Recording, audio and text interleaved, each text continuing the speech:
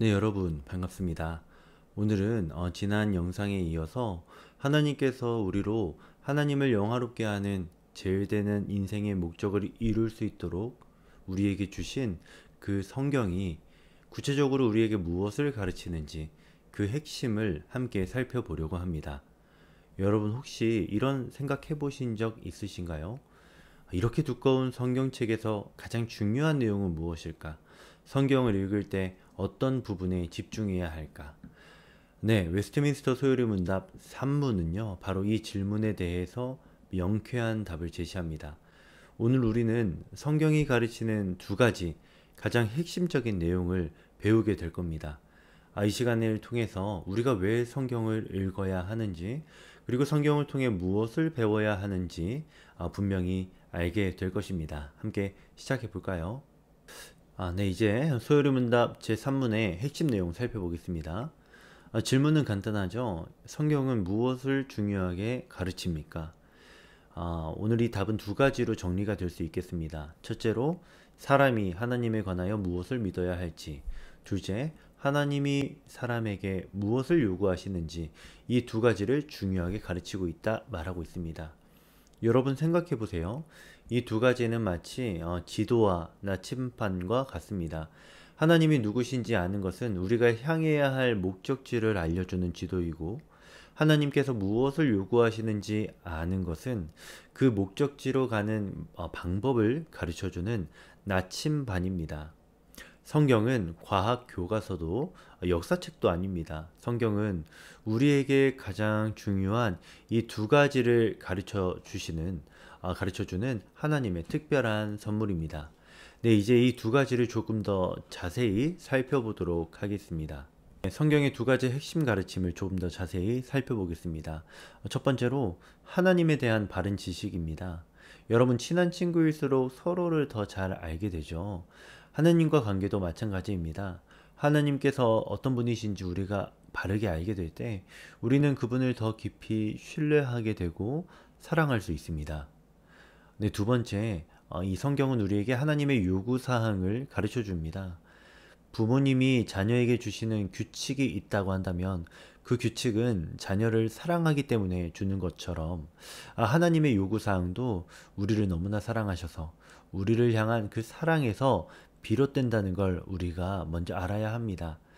네, 이런 성경의 가르침은 세 가지 특별한 성격을 가지고 있는데요. 첫째로, 여러분 이것은 구원의 필수적인 지식이라는 겁니다. 마치 길을 잃은 사람에게 지도가 필요한 것처럼 우리의 구원을 위해서 반드시 필요한 지식이 바로 이 두 가지입니다. 네, 둘째로 영적 성장의 기초가 됩니다. 아기가 음식을 먹어야 자라날 수 있는 것처럼 말이죠. 우리의 영적 성장도 말씀을 통해서 이루어집니다. 셋째로 이것은 여러분 실천적 삶의 기초 지침입니다.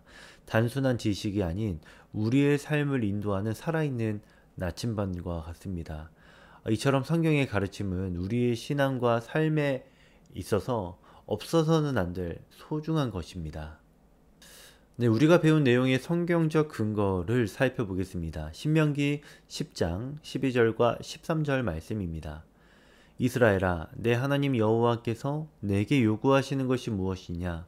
곧 내 하나님 여호와를 경외하며 그의 모든 도를 행하고 그를 사랑하며 마음을 다하고 뜻을 다하여 내 하나님 여호와를 섬기고 내가 오늘 내 행복을 위하여 내게 명하는 여호와의 명령과 규례를 지킬 것이 아니냐. 여러분, 여기서 먼저 제일 앞 첫 부분의 밑줄 봐주십시오. 이스라엘아, 내 하나님 여호와께서 내게 요구하시는 것이 무엇이냐?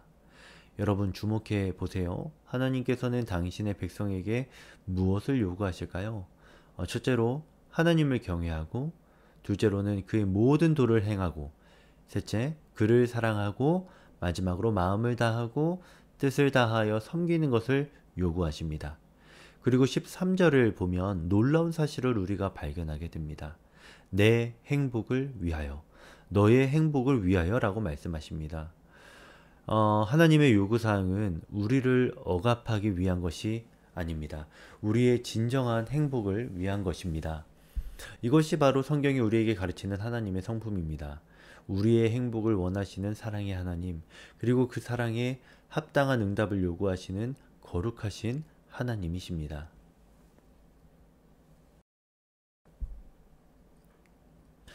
이제 성경의 첫 번째 목적인 하나님에 대한 지식, 이 부분을 조금 더 자세히 살펴보겠습니다. 여러분, 누군가를 진정으로 사랑하기 위해선 그 사람을 알아가는 과정이 필요하겠죠. 하나님과 관계도 마찬가지입니다.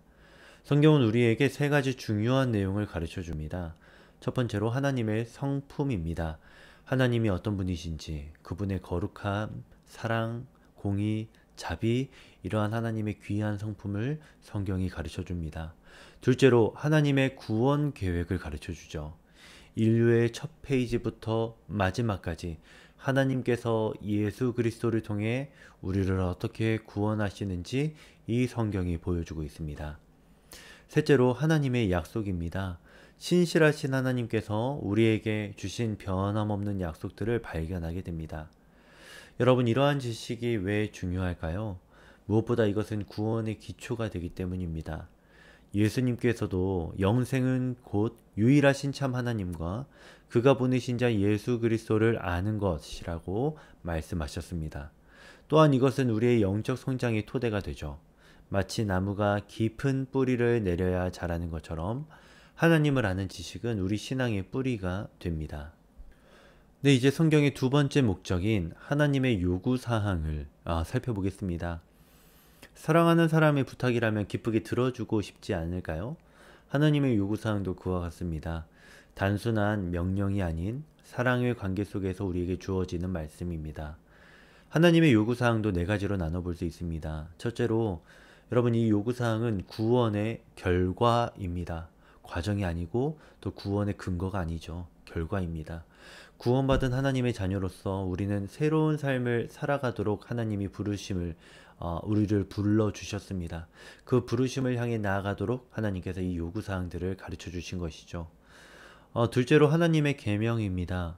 이는 우리를 속박하는 계명이 아니라 행복한 삶의 길을 알려주시는 사랑의 가이드라인으로서 우리에게 주신 계명입니다. 여러분, 세 번째로 이 하나님의 요구사항은 윤리적 기준이기도 합니다. 혼란한 세상 속에서 무엇이 옳고 그른지를 분별할 수 있게 해주는 것, 이것이 바로 오늘 우리에게 주시는 성경 속 하나님의 요구사항이죠. 넷째로 예배와 섬김의 방법입니다. 하나님을 어떻게 예배하고 또 이웃을 어떻게 섬길 수 있을까, 그에 대해서 우리에게 가르쳐 주는 것이 바로 이 하나님의 요구사항입니다. 이러한 것들이 왜 중요할까요? 먼저 이것이 구원에 대한 감사의 표현이기 때문이죠. 우리를 구원하신 하나님의 은혜에 응답하는 방법으로서 하나님께서 기뻐하시는 그 요구사항들을 우리에게 성경을 통해서 들려주시는 겁니다. 여러분, 또한 이 거룩한 삶을 실천하도록 하는 것이 바로 이 요구사항입니다.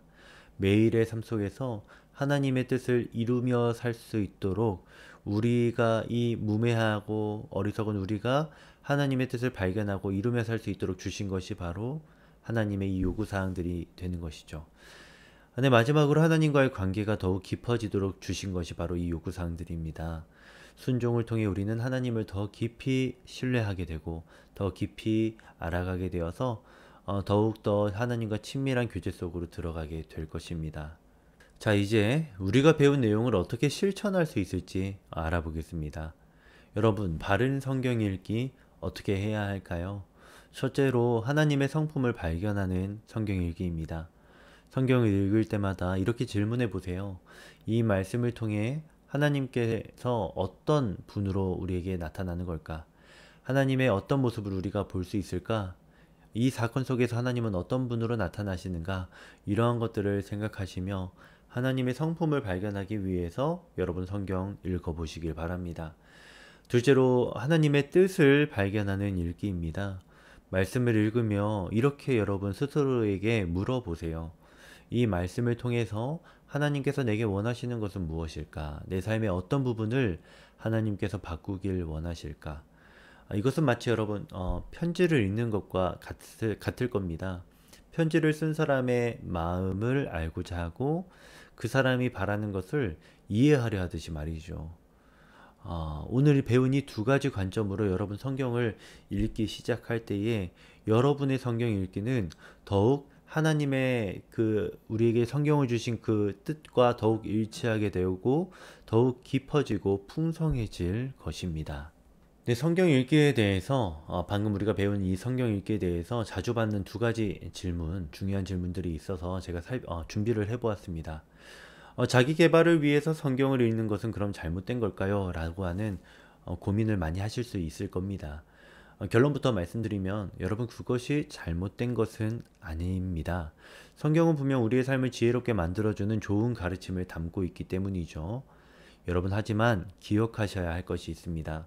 성경이 주어진, 성경을 쓰신 우리에게 주신 가장 중요한 목적은 하나님을 바르게 알고 그분의 뜻대로 사는 것입니다.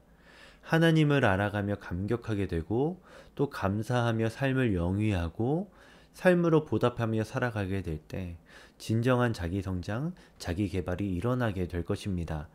그러니 우리에게 있어서 성경을 통해 자기 개발이 일어나도록 하기 위해선 성경이 우리에게 주어진 바른 목적대로 읽는 것이 무엇보다 중요하겠습니다. 또 다른 질문인데 개인적인 체험으로 하나님을 아는 것은 그럼 잘못된 걸까요? 성경이 아닌 개인적인 체험으로 하나님을 아는 것이 잘못된 건가? 라고 의문이 드실 수도 있겠습니다. 하나님께서는 다양한 방법으로 우리에게 자신을 나타내십니다. 개인적인 방법을 통해서도 하나님을 우리가 경험할 수 있겠죠. 하지만 여기서 또 중요한 점이 있습니다. 그 체험이 성경 말씀과 일치하는지 확인해야 합니다. 성경이 우리 신앙의 최종적인 기준이 되어야 하는 것이죠. 우리의 개인적인 영적 체험도 하나님께서 우리에게 주신 하나님의 말씀보다 앞서지 않다는 것을 여러분 기억하기 바랍니다. 네, 오늘 배운 내용 정리해 보겠습니다. 성경은 여러분 분명한 목적을 가지고 기록이 되었습니다. 단순한 역사책이나 과학책, 자기계발서가 아니라 하나님을 알게 하고 또 그분의 뜻대로 살도록 하는 특별한 목적으로 우리에게 주어진 책, 바로 성경이라는 것 여러분 기억해 주세요. 그리고 여러분, 성경은 우리의 믿음과 행함의 완전한 기준이 됩니다. 우리가 무엇을 믿어야 할지, 어떻게 살아야 할지 알려주는 가장 신뢰할 만한 책이 바로 성경이 되겠습니다. 그러니 여러분 성경 너무나 중요하고요. 성경을 바르게 알아가는 이 교리 시간도 참 소중하다 말할 수 있겠습니다. 다음 주부터, 다음 영상부터 오늘 배운 성경의 첫 번째 목적인 하나님을 아는 지식, 그것을 더욱더 깊이 살펴보는 시간 가지려고 합니다. 제 4문의 내용으로 하나님이 어떤 분이신가에 대해서 알아보는 시간 가지도록 하겠습니다. 오늘 함께 해주셔서 정말 감사합니다. 오늘 이 시간 통해서 우리에게 주시는 은혜가 여러분의 삶 속에 더욱더 풍성히 부어지기를 바랍니다. 감사합니다.